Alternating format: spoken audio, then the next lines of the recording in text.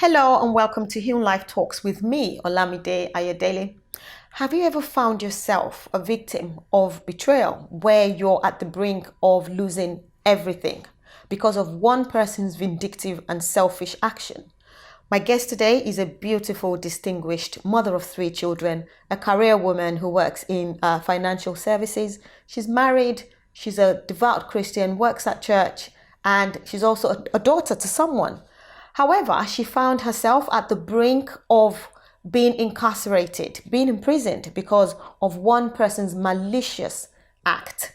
Stay with me as I talk to Mrs. Funmi Immanuel. Hi, Funmi. Hi, Lamide. Thanks for having me. Thanks for coming to HewnLife. So, Funmi, I'm really intrigued. You found yourself recently in the middle of a court case that went on for almost 3 years because your nanny, whom you let into your home and helped, had turned around due to an ulterior motive, a selfish motive. That's correct. She reported you to the police, to the GP, and yourself, together with your husband, you were arrested. That's correct. Tell me about how this lady came to live with you. Back in 2010, we decided that we would get someone to live with us to help. And we explored different options, and the option that was most comfortable with us was to get somebody from Nigeria, where we hail from originally. So we got my mother-in-law got involved in looking for somebody for us. They interviewed a few people, got people to go through the process of applying and the probationary period, and eventually we settled on this lady. And she came. We got her a proper visa, a domestic visa. Yeah. At the time, that particular visa is no longer available. At the time, the visa was, the terms of the visa are that you would get it renewed every year. It's an annual visa. Yeah. And after 5 years, you'll be eligible for an indefinite leave to remain. Yeah. So we felt this was a good way to get somebody in. And while they had everything else that they should get, so remuneration, benefits of living in this country, they would also get the indefinite leave to remain if they had stayed for 5 years, which is what we offered. This is what we said. Yes. It wasn't ours to give, but this is what the law says. Yes. So she could have it. As a way of helping her. That's correct. Yes. Of giving her a brighter future. That's correct. So tell me about the day you were arrested. I was out, and I remember that I had bought more than I expected to buy, and I had forgotten how to put down the seats in my car. I had a Volvo, and I couldn't remember how to do it. So I called my husband, and his phone was off, which was unusual. But then he was working from home that day. It was a Monday. Then I called the home phone, and she picked it up. And I remember speaking to her in Yoruba and saying, where is, she called him daddy and she called me mom. So I was like, Daddy, where is he? And she said he stepped out. So I thought, oh, okay. But because I didn't probe, because I needed to be able to put the seats down. So I did it. And then the next thing, my stepson, Yannick, called me and said, a few hours later, and said, where is Papa? I'm like, what do you mean, where is Papa? He said, there's nobody here. I said, I called him. It went straight to voicemail. I said, I said, where is Kehinde? He said, she's not in. I said, so who let you in? He said, the police. I said, the police? I said, give the phone to the police. So I said, please, what are you doing in my home? They said, they can't say. I said, you're standing in my home. You can't tell me you can't say. Oh my gosh. That would have been very scary for you. It was. And then I probed some more, and they said, we can't tell you over the phone. And I insisted. I said, did you arrest my husband? And they said, yes. I rushed home. And when I walked into the kitchen, the policeman said, you want to sit down? I said, no, I'm fine. Just tell me what's going on. And the policeman said, I think you want to sit down. And I said, no, I don't need to sit down. Just tell me what's going on. And he said, we're arresting you. I was like, me? He said, yes, we're arresting you. There have been some allegations. And that 21st of October 2014 was the beginning of an ordeal. And I can only imagine what you went through. So the allegations brought against you were? Human Human trafficking. trafficking. So we were charged with human trafficking, slavery, and servitude. So you spent the next 2 years and how many months? So we were arrested then. We were interrogated. I found myself in a cell. I hadn't seen my husband all day. So we were on unconditional bail. What do you think her motive was?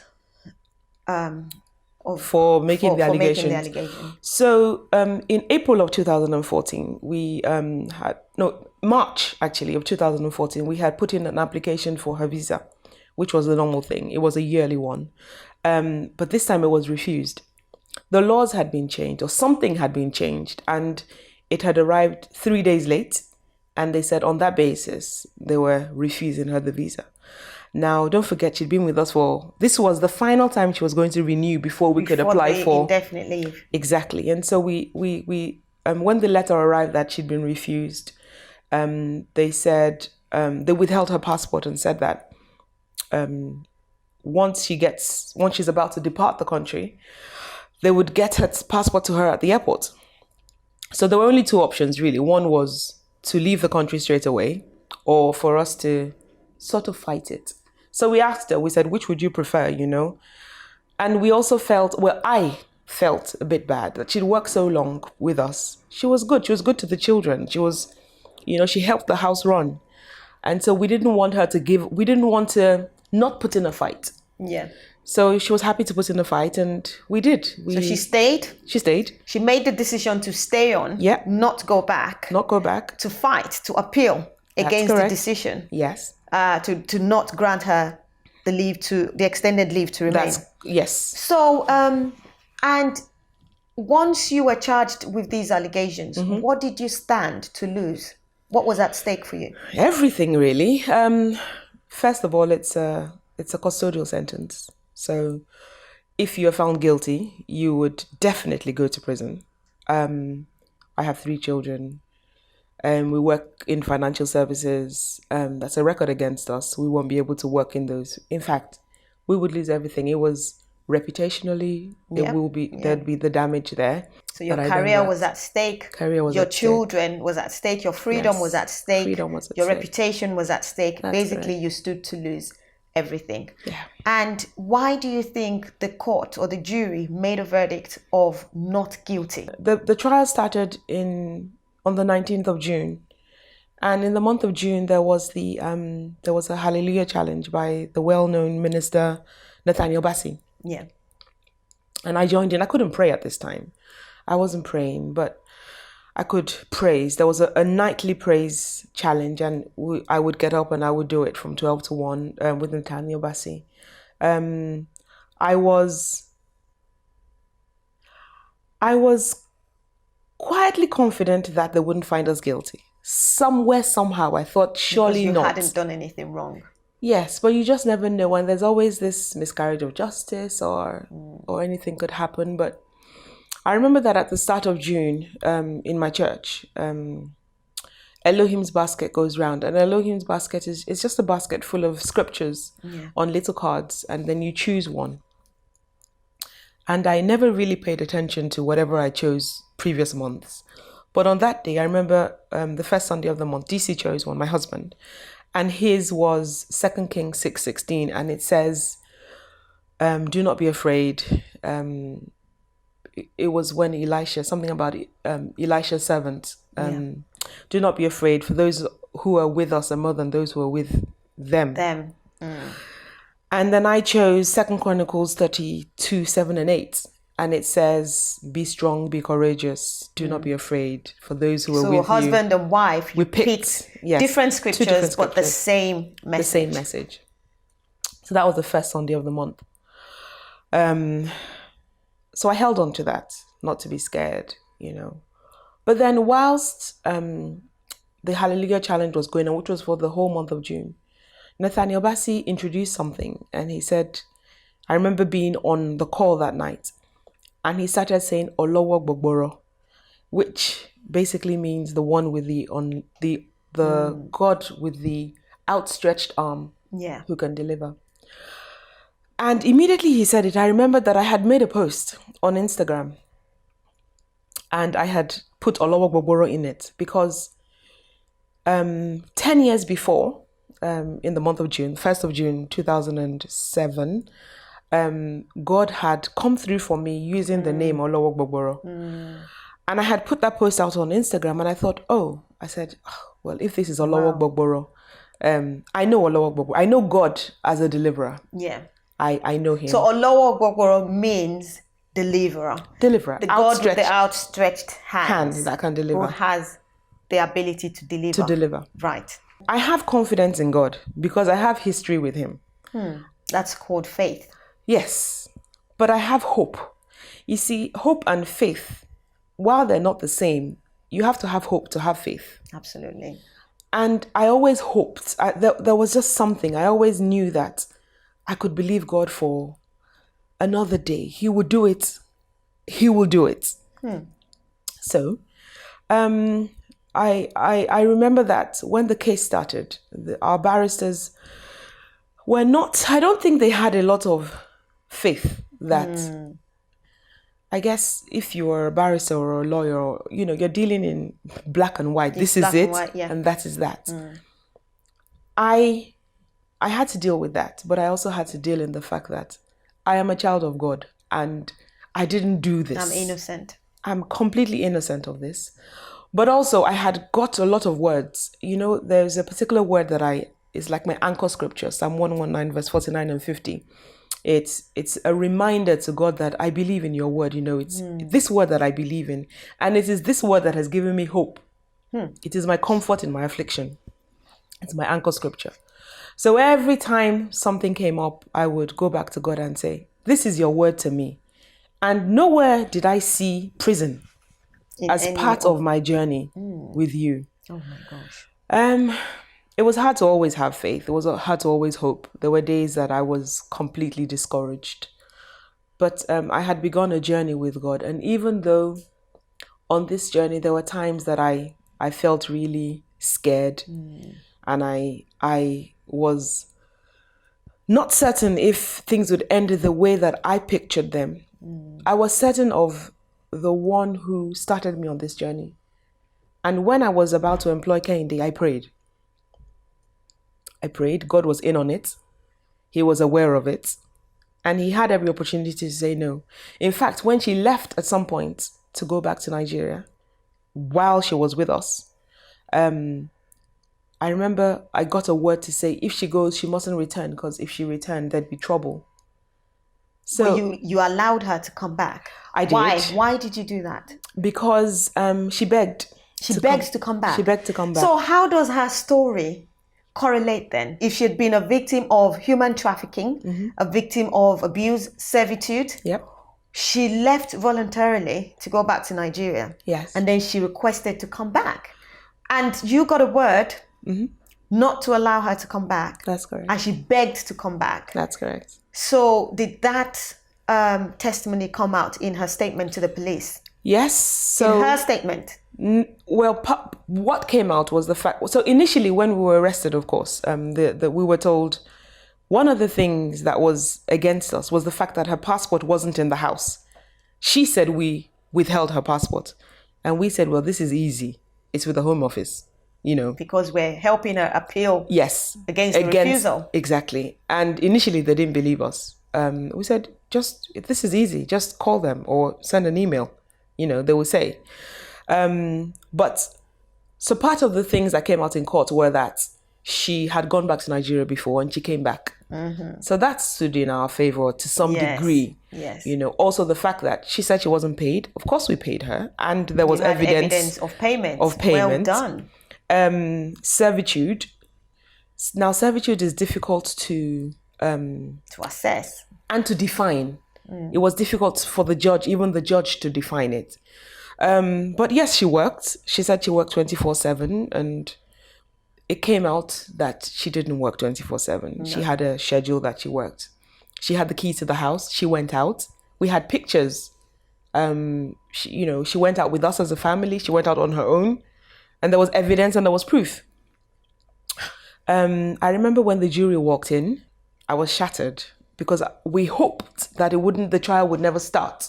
Because when it comes down to 12 people assessing if you are guilty or not, guilty. based on people's say-so. Hearsay evidence is what they'll be relying on. Exactly. We were, in fact, I was traumatized, I remember. But the jury walked in. We had an all-white jury. And I was worried because the reason I was worried then was because domestic stuff, while it's a norm in Nigeria, it isn't a norm here. It's a cultural bias. Yes. So I was worried about that. But they, I remember the day of the deliberation, 28th of June. I could never forget. 28th of June. We got to court at, I think, 10 o'clock. The judge sent the jury out to deliberate. In less than an hour, they had deliberated. And the barristers had told us that they could call us back into court if they had a question or if there was a verdict. So in less than 60 minutes, I assumed there was a question. And as we walked into court, my barrister turned to me and said, I understand there's a verdict. Oh, wow. So, of course, my heart was racing. And they said not guilty. Not guilty. Well done. I just looked at the jury and I remember I gasped. It was an audible gasp. And I looked at the jury and they were crying. Some of the ladies were crying. And I was just, thank you. And I heard the judge say, Mr. and Mrs. Immanuel, you may now leave the court. And I remember grabbing my bag and I ran. It was a journey of faith. Faith in every aspect, And faith God came through. He came through. He completely came through. He came through. I'm so happy for you. So in relation to this particular lady now, where is she? So she's in the country. When at trial, she didn't come to court because, of course, there was the issue of abuse, apparent abuse, and servitude, and she was a victim of all of that, and so she was scared of us. Yes, according to her. She said she was too scared. Yes. To face you. Yes. Okay. So she came via TV link. So she's still in the country. Apparently, she applied for asylum. So that's the thing. She must have been advised at some point that if you want your indefinite leave to be granted, you better say you're a victim of something. Yes. And if that doesn't work, you can claim asylum. So now she's claiming asylum in the UK. What's the problem in Nigeria or where she's from? So the asylum was because she left us. So there was asylum. She applied for asylum when she left us. She had to then stay in the country. So I don't know what's going to happen to her, to be honest. I don't care. Oh my God, she had such audacity. And this is a woman who had lived with you for 4 years. That's correct. You're sending money to her, paying her, doing everything. To her parents, to her mom. Her dad is late. But she got a visa to come in, extended that every year, and still said she was a victim of human trafficking. Yes. Yeah. Well, the human trafficking bit was because it was all part and parcel. So when we were taken to court, they had dropped the slavery charge and they had dropped the human trafficking because, of course, they did a search on the house. Prove that. Yes, they searched out. They checked through our computers. We'd never brought anybody else into the country. And she was here legally. So it wasn't human trafficking. It wasn't. So they dropped that. And then slavery. They looked at her circumstances. They looked at where she lived, how she lived. And they concluded straight away that it was not slavery. But this is such an on-trend case, as it were. So they had to pin something. They had to get something. Something to pin down on you so that you could go into court. And it's really trending because I've also heard and I've read about families who've basically had the other side of the verdict that you had. They were found guilty. That's correct. They had to go to court, they had to go to prison. That's correct. The kids were left with family and friends. They had to sell their house to pay the court fees. That's correct. They couldn't work because they now had a criminal record.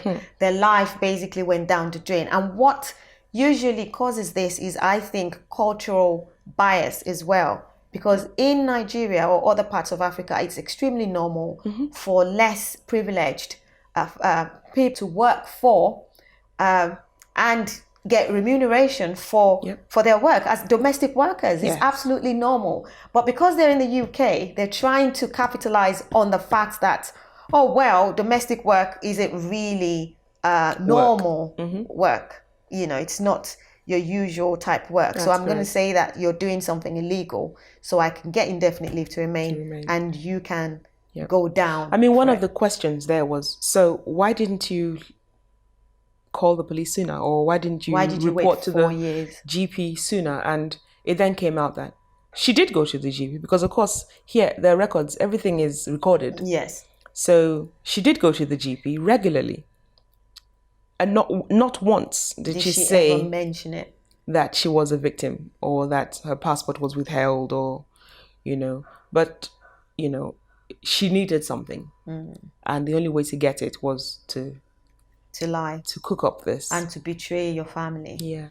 How do you feel about this particular person, this Kende lady? Have you completely forgiven her? Have you let it go, or do you still find yourself still seething with anger or rage when you think about her? I have forgiven her. It's been easy to forgive her, actually. The people that I feel also added to that were the people who coached her and the people who persecuted us even before the trial began. That's I find that bit hard, especially people that you'd think knew you and were friends with you. Were friends with us. Who started to talk about the case as if you were guilty. Well, they had already sentenced us. You? Yeah. In their minds? Well, even in the words they said. I mean, a good friend of mine had called me once and said, people are beginning to speak. Somebody called her and said, how can you have a friend who does this, who has a domestic, who ill-treats her?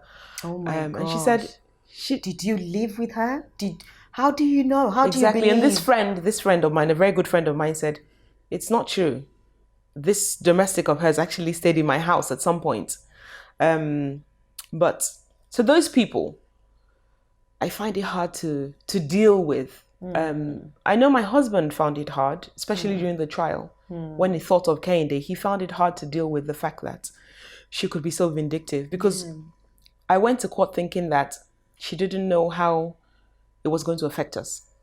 She was probably just ignorant about the impact of what she was doing. That's correct. That's what I thought. Okay. But sometimes God lets you see things through so that you can see that there is. Don't just see it through your eyes or the perspective that you have it from. She was vindictive. In court, she referred to us like we were enemies. Oh my God. She didn't refer to us as previous employers or somebody I just have an argument or a dispute with. It wasn't like that. It was like, I am going for you. I'm going for the jugular. Oh my God. That was how it came across, when she spoke about us, when she referred, if they asked a question about Mrs. Immanuel, she'd be like, yes, Funmi was this, she beat me up. And I sat there thinking, in the dock, sitting there thinking, wow, this is a movie. Oh, I'm part of it. It was so surreal. It was surreal. I couldn't believe it. No, I couldn't. But because we had been interrogated, almost 3 years before, she contradicted herself so much. Because with time, the truth will always come out. The truth always comes out. That's why it was good that the case went to trial. Yes, that's one. And then also, I think God needed me to see the enemy within. I sat there thinking, when we were arrested, I used to dream that she came back. I used to dream that she came back and you took her back? And that she was in our household again. And DC would always say, nope, never, this is not, not going to happen, and all that. But if it didn't go to trial, I would have always thought that taking her she back. was just coached and she didn't know the consequences. She didn't really mean for us to go down this. But she was fully aware, and her actions proved that she didn't want it to seem like she had a good life with us. She was insistent on the fact. I mean, we had pictures to prove.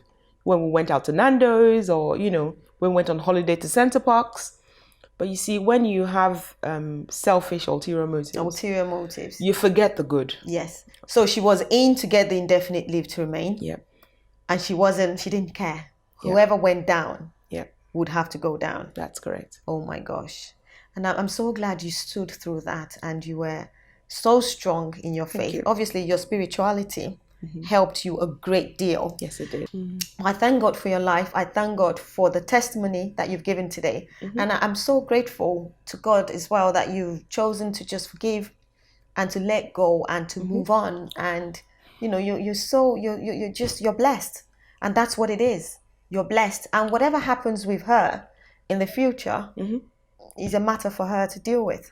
Yes, that's true.